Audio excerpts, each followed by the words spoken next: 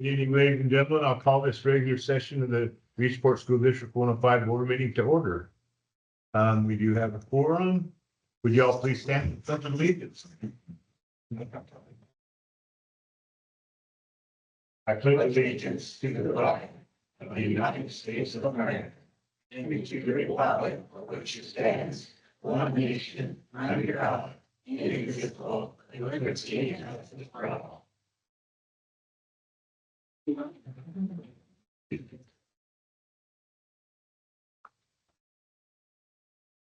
And we've already seen changes made to the agenda. Is there any other changes? You have a revised agenda in front of you. Yes, sir. All the changes. All righty. Well, I was gonna say, we'll move on to the best part of our meeting, but boy, if you were here when we had the stingogram from the cheer squad, that, I don't know, that might take a pretty close first there, Mr. Superintendent, sir. So let's get moving to the accolades. We got one November and then the others will be December. Yeah, All right. so for November, all up. Dylan Mass and his teacher, Mrs. Benesworth, please. We do superintendent awards every month. And it's our opportunity to kind of highlight some of the great things that are happening in the school district, some of our great students, and of course, the parents who make them great students. So Mrs. Benesworth is going to talk about her student, Dylan. So let's just start off by saying Dylan is pretty awesome. Here, you have to look at your mom because she's videoing you. That's all we need to know, okay? So my superintendent award winner is Mr. Mast here. And I had Dylan last summer. He came for the kindergarten boot camp, which meant it was a soft start day. And he was a little nervous about it. You know, I'm not gonna lie, I was a little nervous about it too, because when you start kindergarten, there's some nerves there. So he's really come a long way on this school journey, and I really appreciate that about him. When he came to school last summer, he was very reserved with friends. We went one whole day, he was not gonna talk to me, and we went into turtle mode. And that's okay, because we're besties now, right, Dylan? So he really wanted to build with these stem blocks, these magnet tiles, which he's really good at today. But he got this catalog out, and it has these different things that we can construct. And he showed the other kids, you find the image, you build it, and he just started to explore, came out of a shell, and he's really amazing at that. So he's our morning director. When we're finished with morning work, he gets that done. And I really appreciate just seeing his growth this year so far. He's learned to read new words. He really came in as a strong reader. He knew his letters, his sounds. He could decode words already. He can solve challenging math problems, and he always wants to do more. And he's the first guy when we come in for recess asking if he can pick the math figure for that transition. He likes his number blocks a lot. And he knows how to answer comprehension questions. He's the first one ready with that hand, and he can work independently, which is huge at 5 to work independently. But for me, this award isn't about that academic attainment. It's about a holistic approach to being a good learner, the whole child. It takes his curious mind. He's always asking some questions. He's a diligent little worker. He has a really big thirst to learn. And those are some of the things that led me to choose him for this award. He's always asking deeper questions. He's about the discovery and what the learning brings. It's about seeing the world as a whole. It's full of exciting things, and he's just ready to discover it.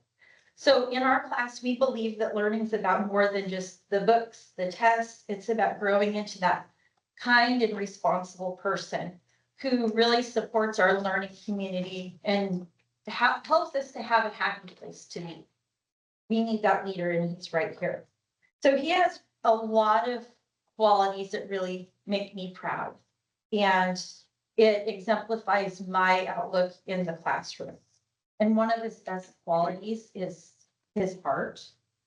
He helps out other kids with tasks. So today we were making elves.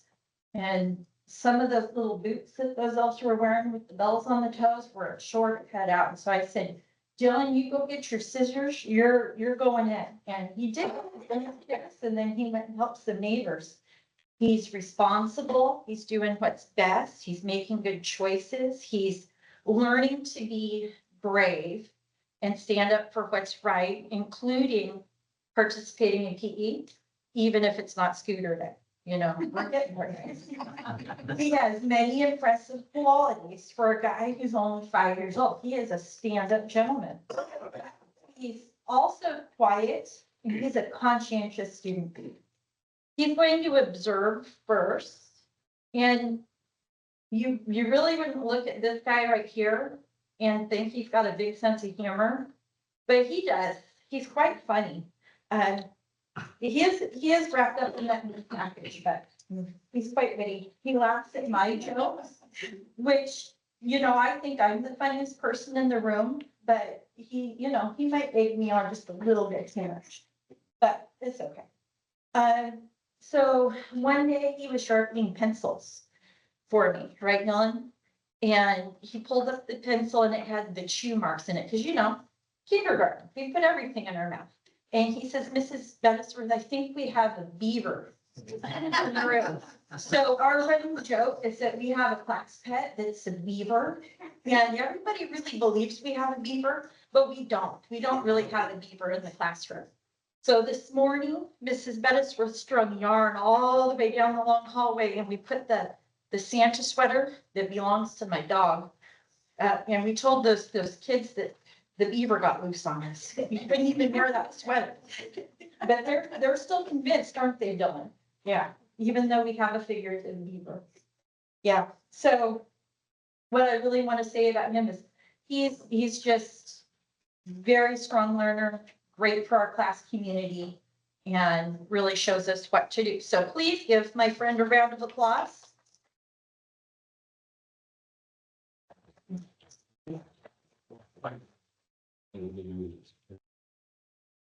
Right, we should say, well, that's the one from City on the video, okay? Your turn. There you go. There we go. Can we take it back? You know how to do this.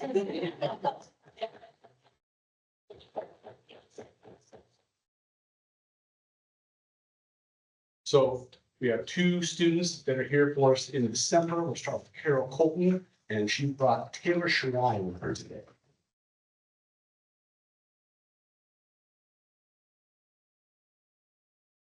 Right. Well, I've known Taylor since 7th grade. She's grown a lot over the years. So to the family of Taylor, I'm thrilled to inform you that Taylor has been selected as the recipient of the Superintendent's Award for the month of December. This prestigious award recognizes your outstanding achievements and contributions to our school community. Since I first met you in 7th grade, it's been a pleasure to witness your growth into a young adult. Your dedication, kindness, and determination have set you apart from your peers. I can count on Taylor helping other students in art class, either with their projects or helping students navigate the building. Whether it is through your involvement in the Lakeside Library program or your work in the art classroom, you consistently show responsibility, kindness, and compassion. Taylor represents the best in our school community. As a caring and compassionate individual, Taylor is completing her community service hours for graduation by working at the Lakeside Library Summer Reading Program. As a field trip chaperone and reader during story time. Taylor also works part-time at the library as an employee. Awesome. Taylor maintains a 3.2 GPA by participating in volleyball for RCCS, club volleyball, and softball for our RCCS. Taylor is a pitcher and a first baseman for softball and a utility player for volleyball. This year, Taylor was awarded second team for our volleyball league.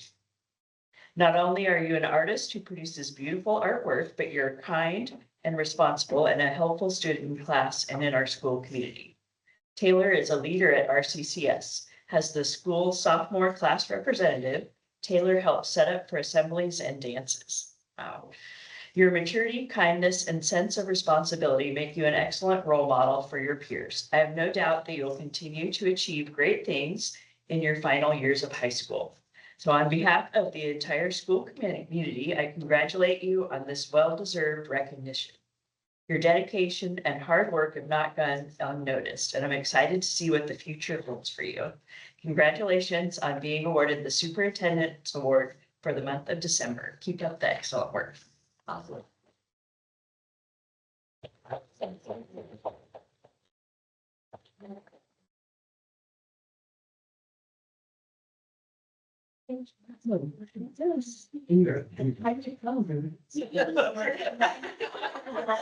Right there. You know, final student and teacher tonight is going to be Mrs. Shell with her student Ellie Sparks. The parents of Ellie Sparks. It is my privilege to announce that Ellie was selected as the recipient of the Reed Fork District Superintendent's Award for December 2024. I've had the honor of knowing Ellie since the beginning of her third grade year. She's continually impressed me with her exceptional character and her dedication. Ellie is a shining example of respect and kindness within the classroom. She consistently gives her best effort in all her work and actively participates in discussions, encouraging her peers to engage as well. Ellie's remarkable work ethic stands out. She approaches every assignment with care, diligence, and commitment to excellence. Her dedication inspires others, setting a model example for her classmates to follow.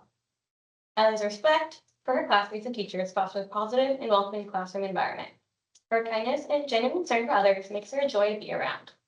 She is both responsible and trustworthy. Through her friendly and inclusive nature, Ellie has helped create an atmosphere where everybody feels valued. Ellie's contributions have enriched our classroom in countless ways. It is an honor to recognize her efforts for this award. Thank you to the parents of Ellie Sparks for raising such a remarkable young person.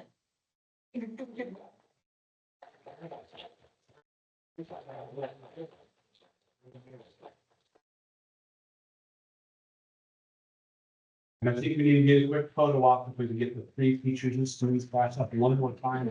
I'm gonna talk, oh, Charlotte's already here. Just examples of what's happening in the schools and what our students are bringing to our community. An opportunity to really celebrate. So congratulations to everybody tonight. Everybody's We want you to get nice and tight for a photo. Oh, excellent. Good job. Everybody smile. I'm gonna take a couple pictures. Your mom's gonna wanna see you smile.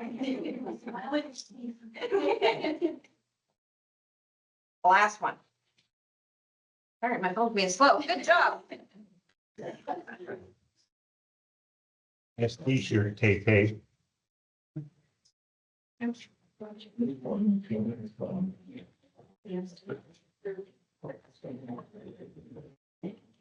The families are welcome to leave if you don't want to stay for the rest of the night. The kitchen at HES made cookies. Please help yourself on your way out.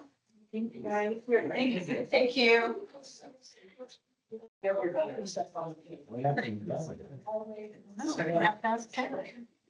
Job. Wasn't able to be here.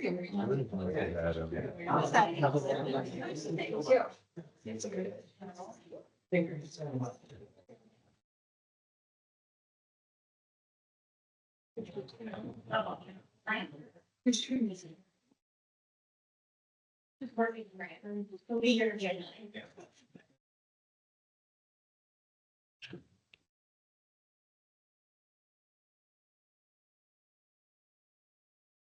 Okay, we'll move into community comments.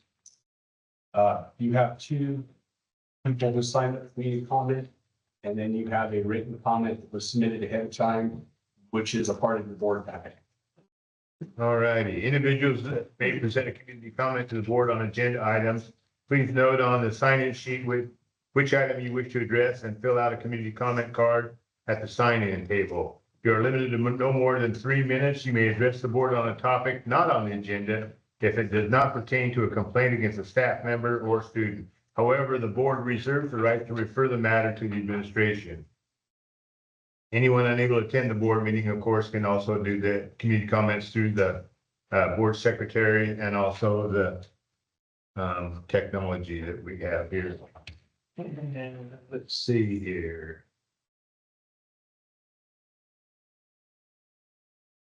Okay.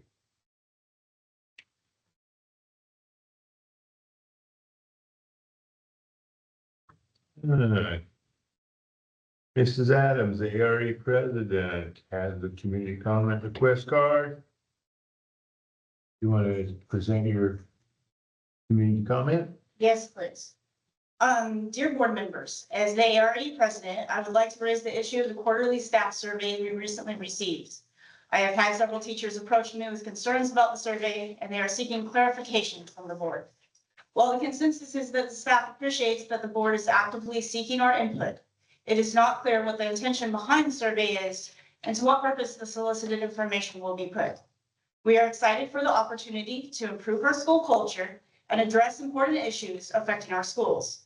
But we are concerned that our candor might be used to create an inadvertently adversarial relationship with the administration rather than providing constructive feedback for the benefit of all. We don't want this to unintentionally become an evaluation of our colleagues or to set the precedent that this is how we do evaluations as a school community. Additionally, providing the examples and comments the board has requested might compromise the anonymity of the survey has been designed to provide. If the board could state in writing the purpose of the survey and how its feedback will be implemented to affect change in our community, we would feel more comfortable providing you with the information you seek. We would also like the opportunity to modify the questions for the purpose of clarifying them. We look forward to working with you to resolve our concerns. Tara Adams. Thank you. Thank you.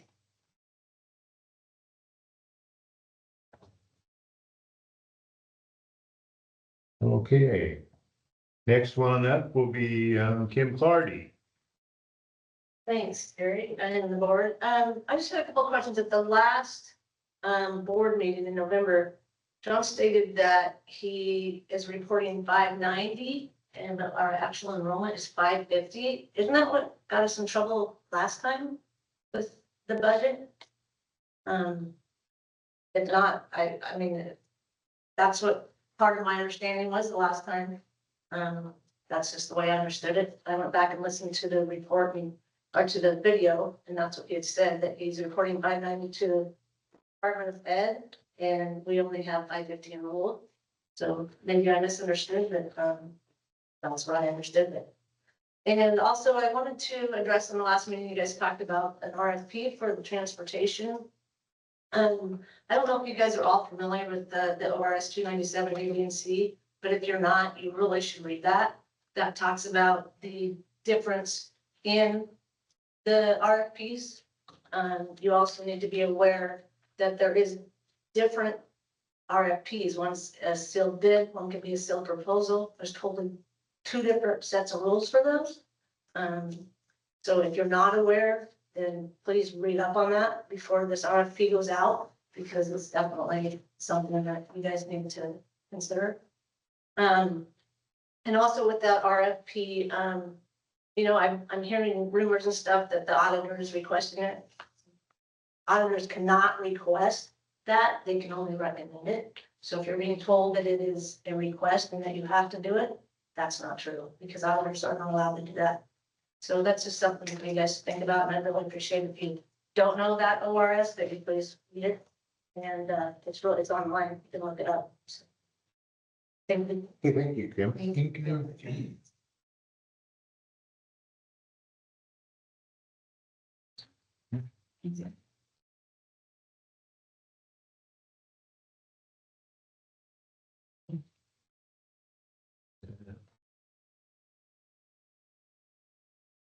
Take both of them and look into both of those. Thank you.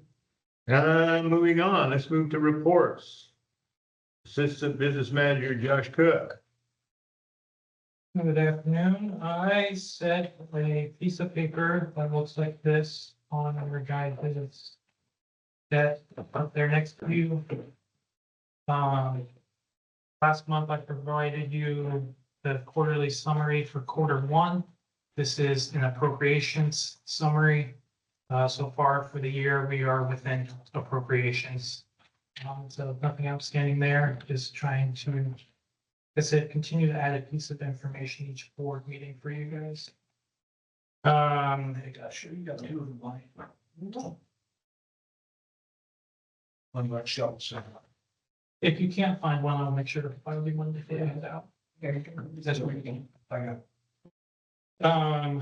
Auditor has informed me that I'll be receiving the audit draft this week, so I look forward to receiving that, reviewing it and completing that up. We have received a updated high school success allocation. Earlier in the year, I told you we lost about 40%. As of right now, we've recovered about 30 of the roughly 80,000 that we lost. So we didn't get it all back, but we got some back. We'll continue to see if there's any updates on that, but that's where we're at with that. November and December are big months for our property taxes. That's when we receive the bulk of our property taxes. So we're gonna be wanting to watch, there's not much we can do, but we'll be wanting to watch where those numbers come in. Because it's part of our state school fund grant. So we want them to come in close. If they're significantly over or under, it could affect our state school fund payment. Right now, I'm not necessarily seeing anything. November, looked like we got, I estimated, let's see, 2.6 million for the year. And I took a look at the bank and it looked like we got about 1.7 million in November. Since December's a big month, so we'll see where we come in there. The reason why I bring that up is because also in your monthly summary that I give you guys in the state school fund line, you'll see I put a negative number in there for June, negative 200,000. That is in preparation for possible state school fund adjustments. At the beginning of the year, we adjusted the ADM from 590 to 560 because we saw right away that we were having. Sorry, when? At the beginning of the year, September or October, I resubmitted. Okay. I can double check exactly when, but after we got the first report, we reached out to ODE to make that adjustment. And we're waiting for new state school fund estimates to be released to us. I was hoping December we would get some, but we're still waiting. And we're gonna hope that they're reliable because last year, for the issues we had was they sent us multiple and they kept changing the numbers on us. But to be better prepared for next year, I have put in a negative number, so that's why you see that negative in there. For June, right? For June.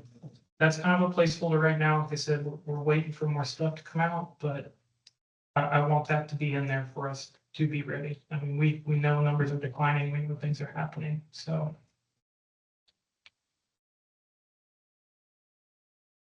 Any questions on financials or what I have presented?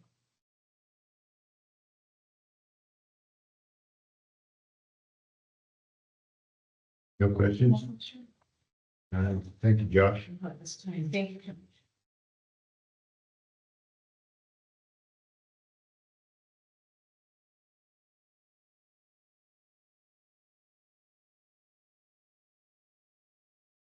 Superintendent report.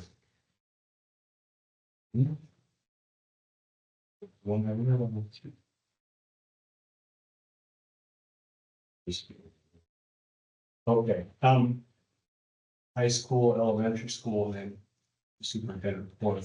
High school is making sure we're aware that we're starting our winter sports season, so activity pickup, different student involvement. All that stuff is beginning to happen. There is an activity next Thursday for the high school. They're having their winter assembly. This is one of their first ICU events of the winter season. The ICU is the program they're using to alert students and families about missing assignments. And if students exceed, I think it's 3 or more missing assignments, they're not allowed to participate in activities until they're caught up on their schoolwork.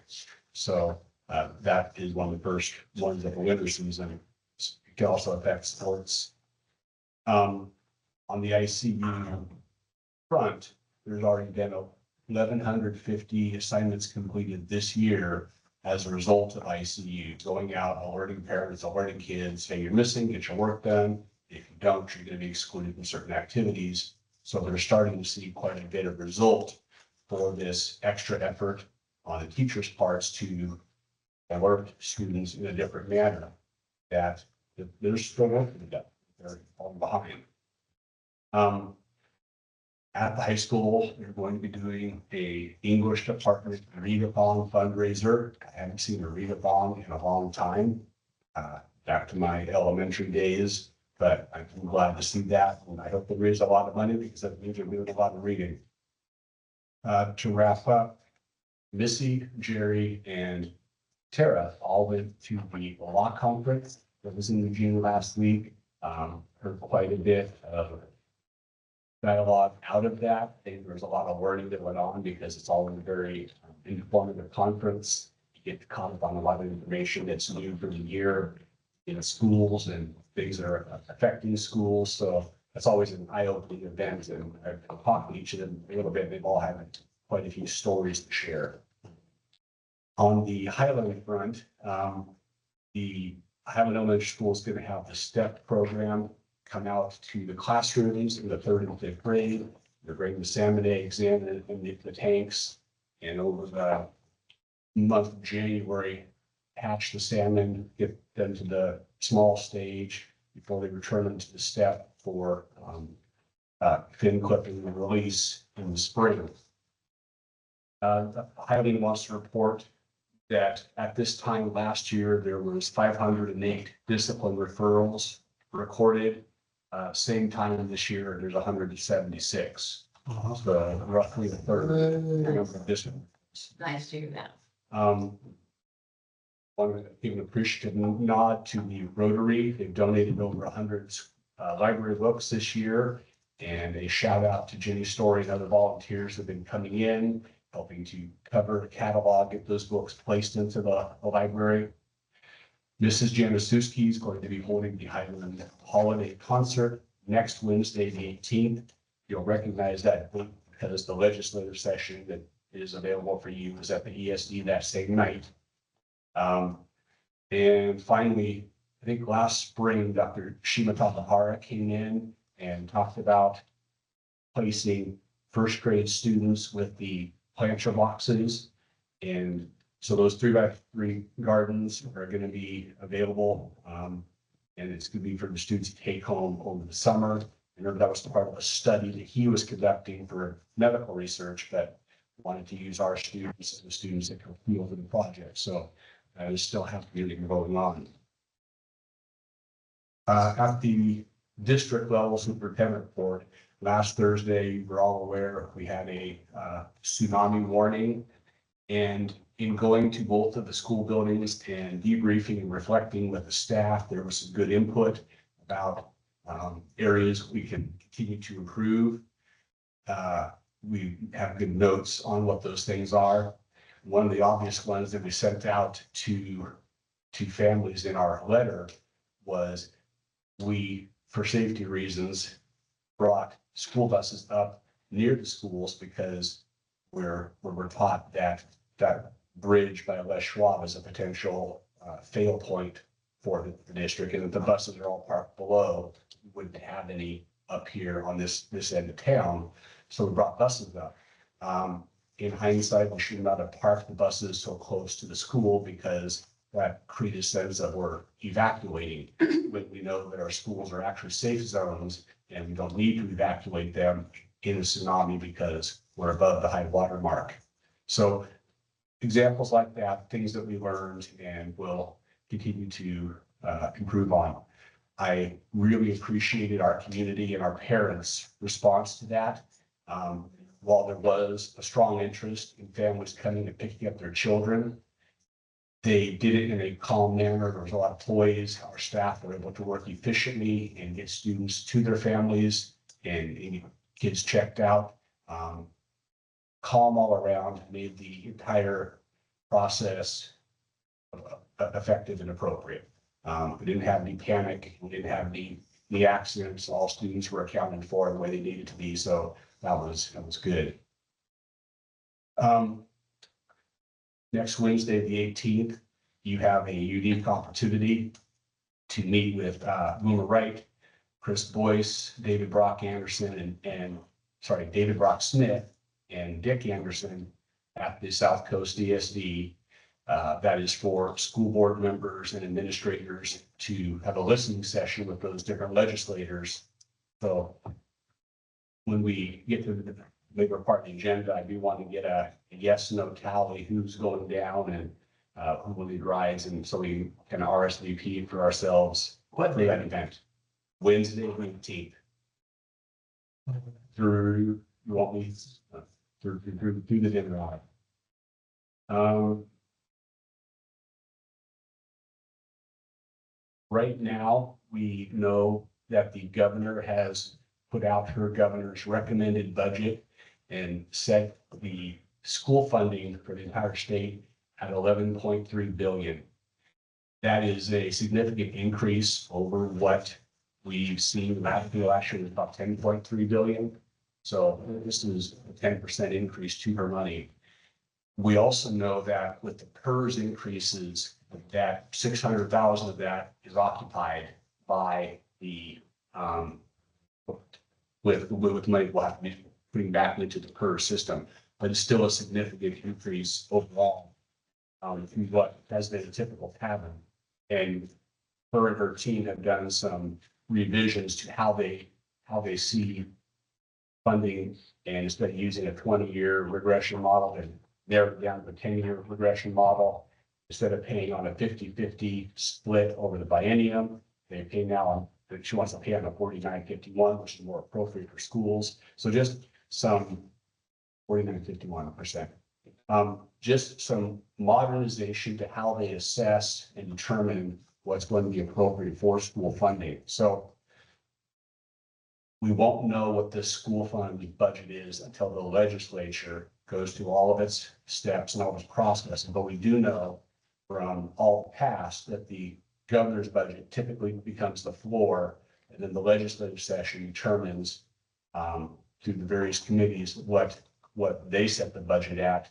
And if 11.3 is truly the floor, then there's hopefully some good news on the front. We are at a declining enrollment, which would mean we would see less. And we do know the PERS costs are going to eat up part of that for us. So there's areas to kind of wait and see what this looks like. It's an interesting stance that she's taken in how she's set up her budget. We know right now at a federal level, we're being warned that we should start anticipating a reduction in Title I funding of approximately 30%, and a couple of the other title programs being cut entirely, Title II, Title IV, and rollbacks in some of the regulation surrounding Title IX. Again, none of that is official, and until budgets get put out with actual monies, until rules get moved around, this is only the, I guess, the speculation of informed people who are trying to advise us of what to be aware of on the horizon. So as we know more, we'll report more, but there is some concern about what the federal dollars will look like that we receive at the school levels. So the reductions in that area. John, can you ballpark that 30% for us with that? 30% of our title budget. Title one. I don't know, I kitchen number, it's more than 180. Is the total or is the 30%? So. Oh, no.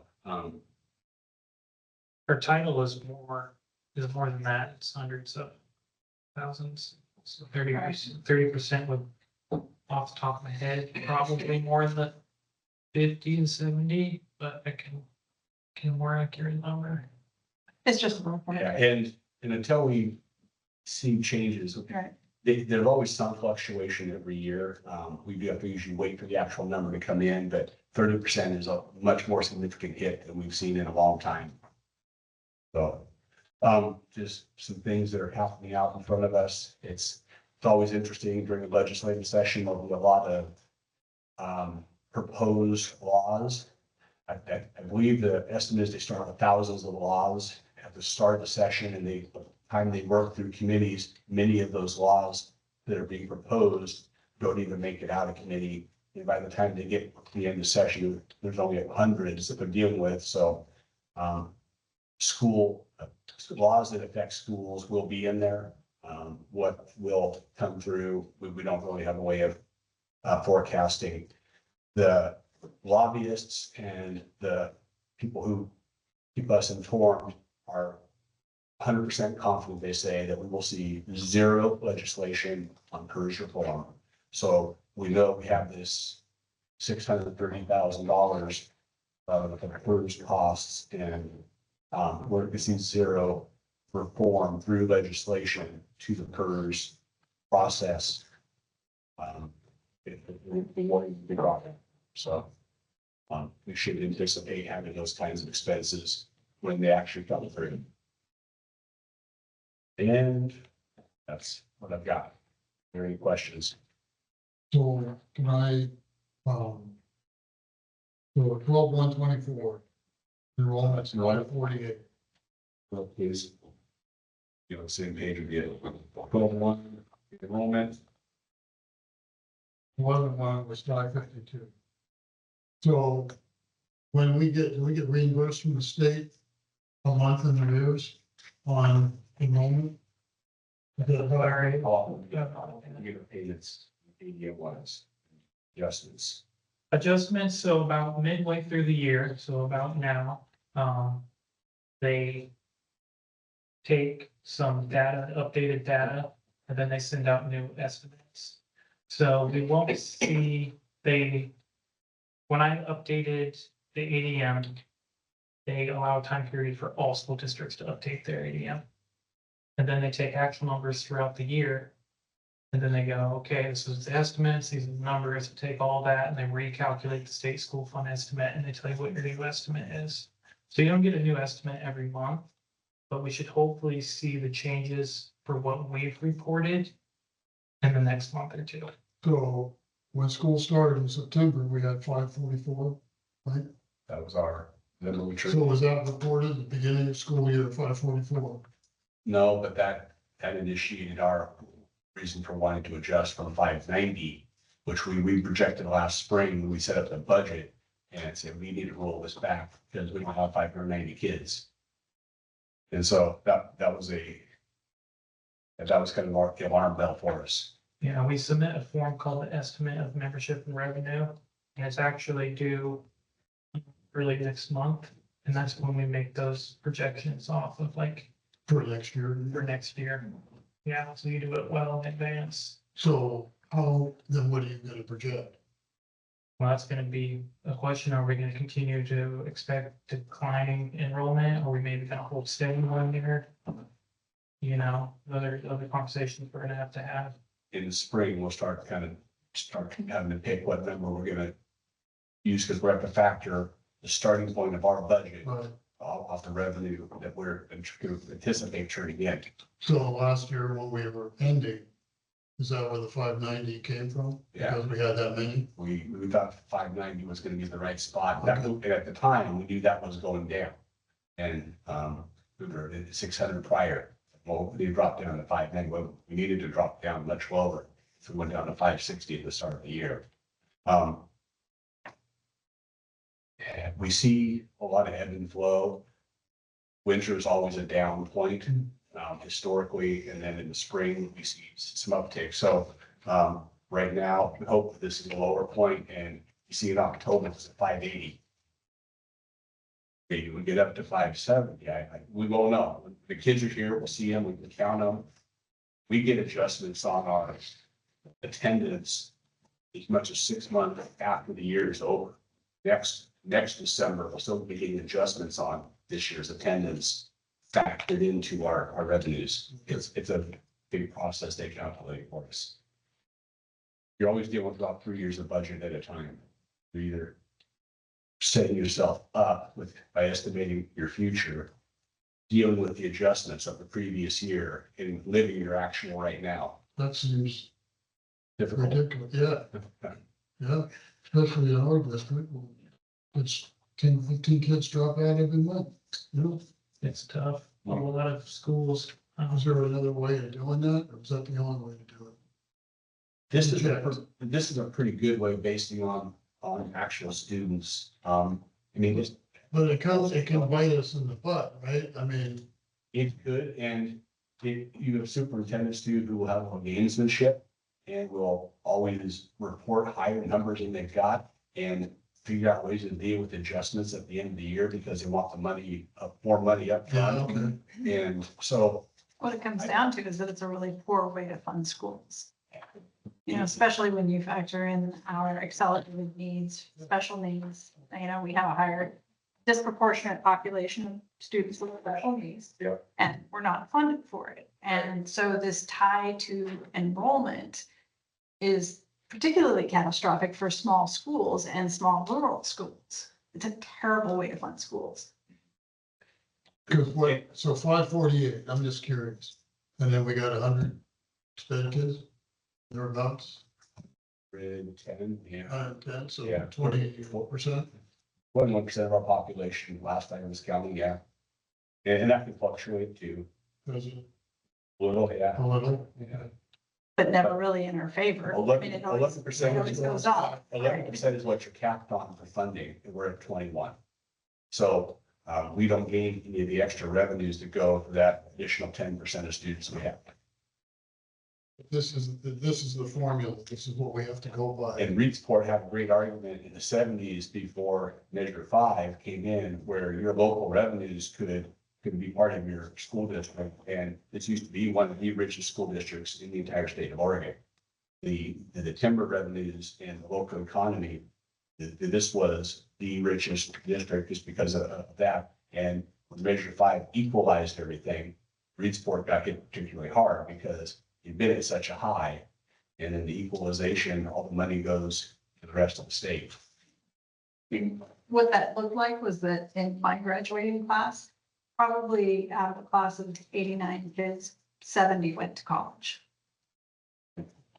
It was, Well, for what it's worth, I don't think it's a good way to do things. You know, I mean, that's just me. We are in a legislative year. Oh, we're. talk to your legislators about making changes.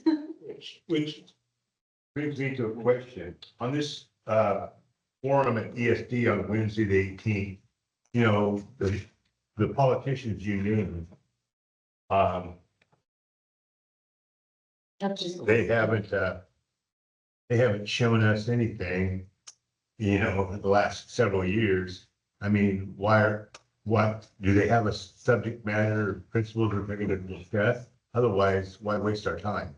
I mean, elections are over. I know Boomer the best. Boomer is a former educator. He frequently emails myself and other superintendents in the area when legislation is being brought to his desk. What do you guys think about this? He wants to hear from us. He does reach out very well.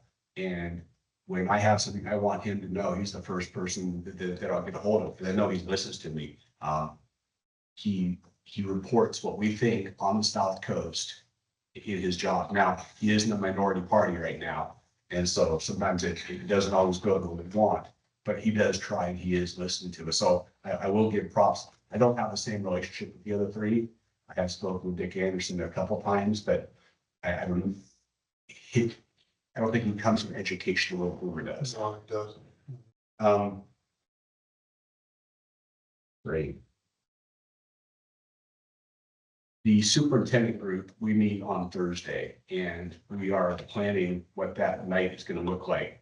If 4 legislators are going to walk in the room, I can pretty confidently say they're all going to have an agenda. They're all going to have particular points that they want to bring out in a 2-hour time window. They're competing with 3 other people with strong opinions and strong objectives. As superintendent group on Thursday, we're trying to figure out how to guide opportunities for them to hear from school board members as opposed to just being talked to by people on their platform. So I don't know what to expect out of that night because we've got more people who are politicians and will want to tell us what they want us to hear, how we get our chance to be heard by them is what the soup group is going to be talking about day after tomorrow. That makes sense? Yeah, a little. Yeah.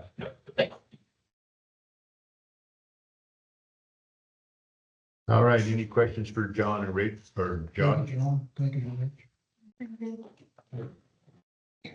Is that gonna be available on Zoom? We do it, Facebook. I do not check. All right, that's off the top of the head. So.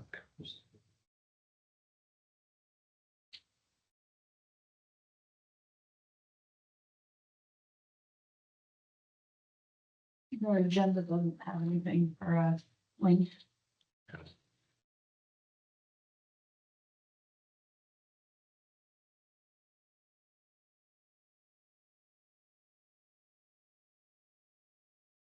I do not believe it's going to be a broadcast of that meeting. I think it's in person, but I will know more Thursday. They can change their mind. You let us know though. Yeah, if they have a virtual option, I will let you know. Bonnie and Jack, what are you two planning for that night or not? I've heard from the other three. What's that? The other three are not going to do one for the legislative session. Yeah. Well, is it Syracuse Bay? It's that ESD. This is on the 18th? Yeah. I can go to. You will be, What time? or. And Starts at 4. 4 o'clock, 6 o'clock. Down, okay. We'll head down to 3:15. 3:15. Bonnie, you gonna go? Well, put me down. Okay. I'll wait to hear from you for sure though, if you have your superintendent, is that fair? Yeah. Leave here at 3:15, right? Yeah, we're at 3:15. Okay. I'll give you both the right. Don't think I have any, I'll look at my calendar, I don't have. There.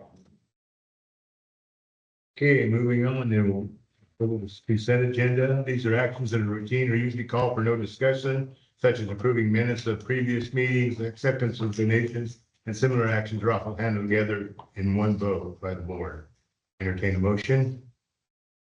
Make a motion to approve the minutes for the November 13th school board. Second. Wait. We need to add the other in there too, because this growth and we're voting on all of it. Okay. So you want to also add the. Add B. Yeah. Make a motion to add B. Do we want to say what B is? I can acknowledge the donation from the Aurora Masonic Lodge number 59 to Reachport for a bicycle that was presented to a student at an elementary school in recognition of perfect attendance. Well, during the first quarter of the 24-25 academic year. Yay. That only cost you guys one bicycle? It'll cost us 4. Eventually. All in favor, raise your either hand and say aye. I. Passes unanimously. That's good. Okay, moving into action. Approve the intent demand to bargain for the Association of Reachport Educators, ARE. And You don't need to give the demand to bargain. I think making sure it's known who your representatives will be as part of the district's negotiation. 1 or 2 members should be there to oversee what's happening in bargaining from the district perspective and be able to relay to the board, make sure the board's interests are being met during the bargaining process. And that's listed under discussion later on in the agenda. So do we actually need to take any action on A? There's been no action. They've given a demand to bargain. That is their right. And so we need to meet it.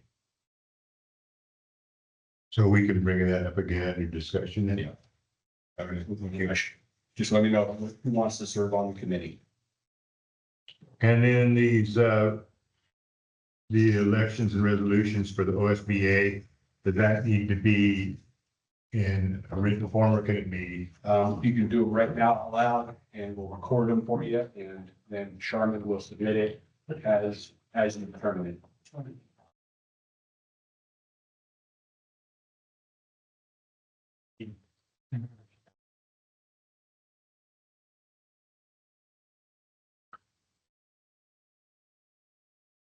Want to take motions one at a time?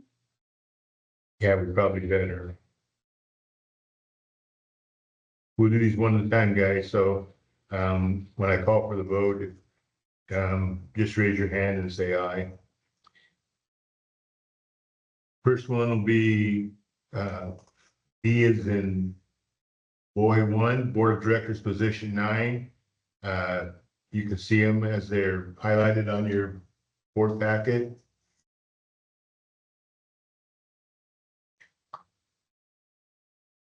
Anybody want to make a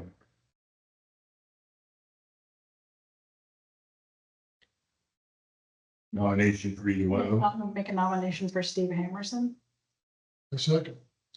Nomination for Steve Emerson, number B, and made by Terry O and seconded by Bob. All in favor, raise any hand and say aye. Aye. Aye.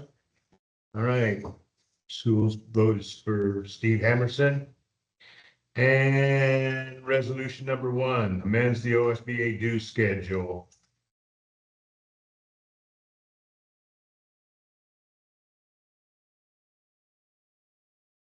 Make a resolution.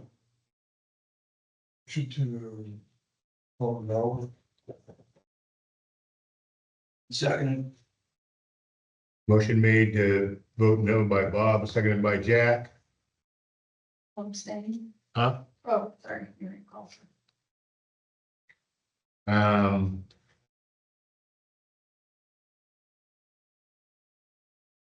Anybody, well, let's take a vote on that. Let's take a vote on that. On favor saying no, raise your hand, say aye.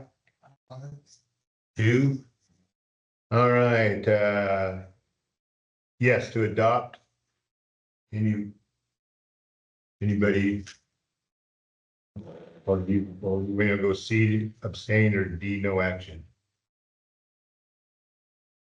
Because it didn't pass. The yes did pass. So. No action, okay.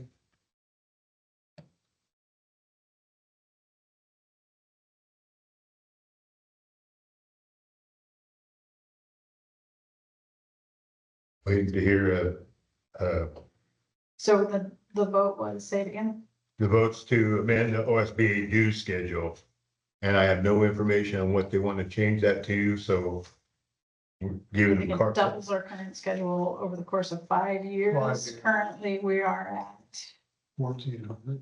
I was gonna say 1,300, so somewhere in that ballpark. I'll make a motion to,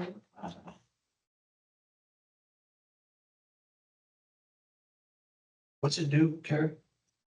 It increases. I'll make a motion to abstain from the vote. Get a motion to abstain, I second. seconded by Bonnie, all in favor for abstaining. Either hand and say aye. Aye.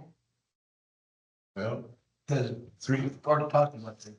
Just don't do nothing anyway. Jack, did you vote, just vote that? What's that? You just vote up, no against that? No, All right, abstain. vote Jack to Bonnie, abstain. Carrie Albright just voted. To abstain. Are you not Abstain. voting? We haven't got to mine yet. Oh. I'm gonna vote for D, no action taken.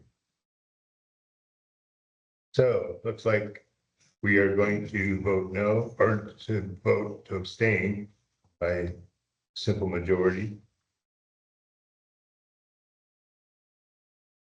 That was hard. Resolution number 2 creates the Oregon School Board Members Pride Caucus and designates a seat on the OSBA Board of Directors and Legislative Policy Committee.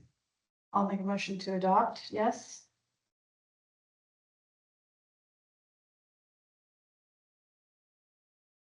Been motion made to adopt that resolution. All in favor, raise any hand and say aye. That's getting over there. One vote. Okay. So we got no, do not adopt, abstain, or no action taken. I vote no. I vote no. No. Do not adopt. 3 no's. Bob, did you say no? Yes, I did. Okay, thank you, sir.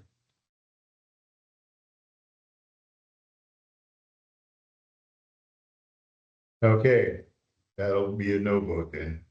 Resolution, or number 4, resolution 3, adopts the proposed amendments to the OSBA bylaws. And I don't remember what the proposed amendments were. It's been so long ago. I know, I was trying to find it today. I remembered writing something on it, but it wasn't on it, so.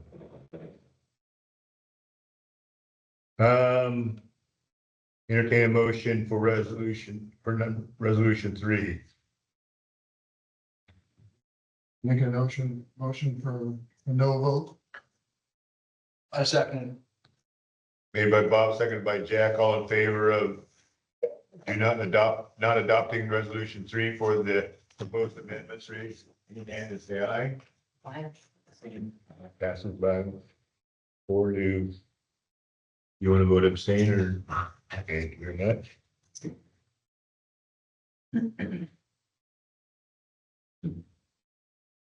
Okay. Well, Carrie, I'm gonna read back to you to be sure Sharman does this correctly. You will, Two, he goes along, do you want to fill in your? so the entire school board gets one total vote. You're gonna vote for Steve Hammerstein for position 9. On resolution 1, you're voting abstain. Resolution 2, you're voting no, do not adopt. Resolution 3, you're voting no, do not adopt. I believe I've captured that correctly. Does that match what we have? Yes, sir. So I have it written down. We will submit that on behalf of the school board. Thank you. Okay, let's move on to the ARE contract bargaining. Under the discussion. So one of the jobs that I need to do for you is conduct bargaining. We use human resources, business management to be part of the team. It is, the school board has at least one member there to ensure that the board's interests are being met, able to report back to the board about what's happening during the course of bargaining. You can't have 3 because then you're at a quorum and it's an official board meeting. So at least one is strongly encouraged, and up to 2 members for being part of the bargaining. We should expect to communicate with them about dates, past experience, anywhere from 2 to probably a dozen sessions, usually every week, couple weeks. So it's a pretty healthy obligation. We generally meet after school when the teachers are available for bargaining and can run several hours at a time. Just like 1 day a week. Do one day every week or every couple of weeks. I think as we make progress, we tend to be a little bit more frequent in the meetings. If things are going smoothly and pretty well, sometimes we communicate over email and if things are going very easily. Other times they can be long, drawn out sessions of communicating back and forth what the parties are interested in. I have a conflict of interest.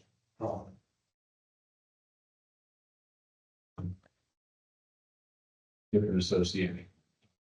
Your dog-in-law. Yeah. She's in the RESP. I would be interested in serving. Yeah, tell Carrie. Yeah. You're gonna do it too? I may be looking at a more vigorous work schedule, so I don't know that I can commit. Bob, are you interested? It's an interesting and productive.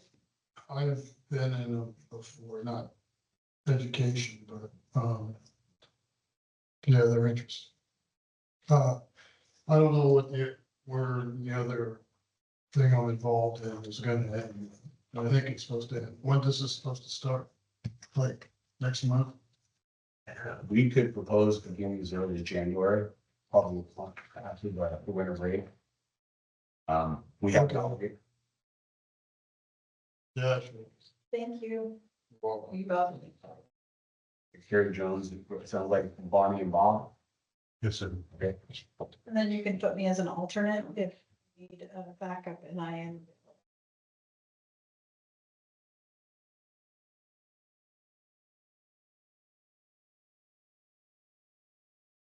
I'll reach out to the association, let them know we have a team formed and seek some initial dates.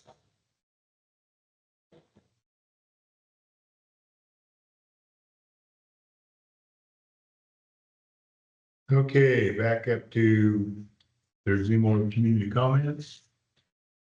Anything up there on the screen, John? No.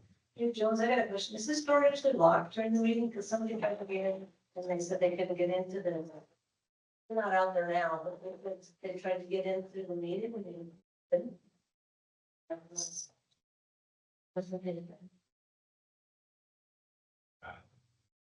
Somebody turned the heat, went in. It should be barred down. Huh? Should not be, yeah, it appears that it's barred down, it should not be.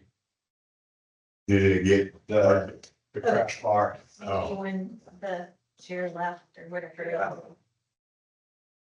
Shoot. They gotta ring the doorbell. There's a doorbell.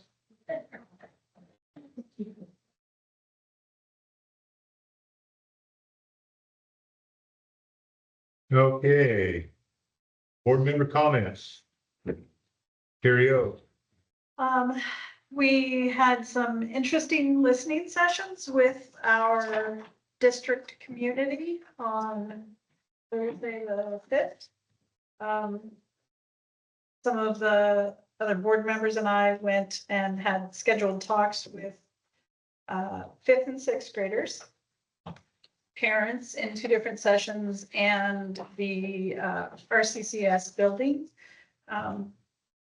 And some of those were very informative. I have to congratulate the 5th and 6th graders in particular, along with their teachers and administrators. Those were very insightful, very informative conversations.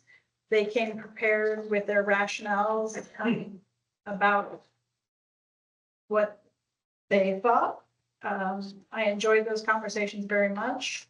I also enjoyed the conversations with parents. Those were informative and thoughtful. And we got some great feedback about the subjects that we were listening in on.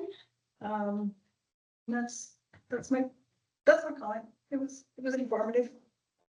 It was. Ditto. It was. Yeah, the 5th and 6th graders were Yeah, they were- spectacular. I hope they They were rock stars. hear their commendation. They did great. And then they sent us letters. They sent us letters. Yeah, Yes, we haven't had a chance to look at them yet, but their thoughts and what we talked to them or listened to them on their ideas. They're some impressive future citizens. Yes, they are. And the parents' meetings went well also. It was nice to have that interaction, to hear what their take was on the ideas that we presented to them. And we told them we want the good, bad, and the ugly, I mean, we're there to listen, so. What was the general feeling? No uniforms issue? I think that Well, parents were broader in their perspectives, but I think the thing that really came out of that was that parents would like more volunteer opportunities to be connected to the schools and, they would like to get back into the schools in the way they were before COVID. Oh, good. Yeah, it was very enlightening. How about anything else? Nope, I'm good. Yeah. No, I'll just not say anything. I'm good. Sherry? Correct me if I'm wrong, Mr. Ewing, but ASB's having a tip a waiter waitress at Jackson's Cafe Friday. Is that Friday? I'm not sure what day. I know that they supposed to do that, but I can't remember what day it was. Yeah, the Associated Student Body's trying to raise some money for some programs for the kids at the high school, and they're gonna be doing a tip a waiter waitress at Jackson Cafe. And Tara, do you know what? Mr. Jones, Yes. I have the information here. It starts on 12/13 and it is wait staff service tip a waiter at Jackson's Coffee House. Time 12/13? is the date. 12/13 is the date. Okay, Friday, yeah. Is it all day, Sherman? There is no time on the application. I would Oh, assume it's while they're open. Sharman, thank you again for your role at the high school. No problem, sir. Thank you. All righty, so, for those of us that think about that, getting a hot drink or something nice to snack on or whatever and support our ASB officers and their quest for improving things for the Associated Student Body, yeah, think of that when you go. 'Tis the season. I heard, I didn't come rushing up during the tsunami thing, but I heard a lot of positive stuff from parents and kids and the community on the way schools handled the tsunami event or the proposed tsunami event. And I just, kind of makes me feel good that that went so well. So, yeah. Kudos for Lewis Transportation, having the bus up there, like John said, it might have been a little close, but, we were ready to rock and roll. Mr. Euling, did you have From some? 5 to 7, 5 till 7? 5 to 7 PM. Very good. Thank you, sir. Yep. And tonight is starting of the winter season, first basketball game. I think we're playing. Reed Sport, so.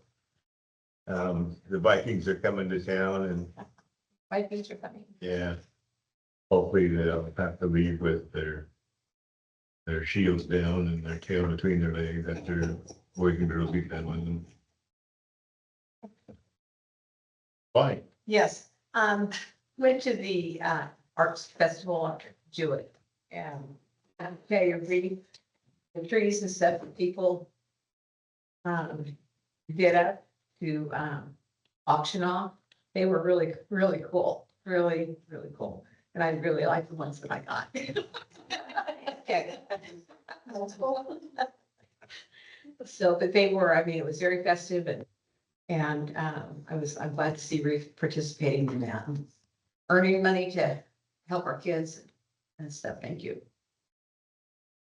Yes, there was some unbelievable well-decorated trees and prizes that went along with it. And you never, ever not answer the phone when your girlfriend's going up there to bid in your behalf. So, Oh, I saw her there, by the way. Is it quadruple digits? I just told her, I said, that's coming out of the money for your Christmas present. So then it wasn't so funny. Is that all fine? Okay, future agendas. Starting December 12th to January 6th. District office will be open by appointment only. And then don't forget, December 18th is gonna be that South Coast CSD Legislative Forum down at the Coos Bay. Don't forget about tip away to waitress for the AFB. And when is we have a Christmas concert coming up at the high school, too, don't we?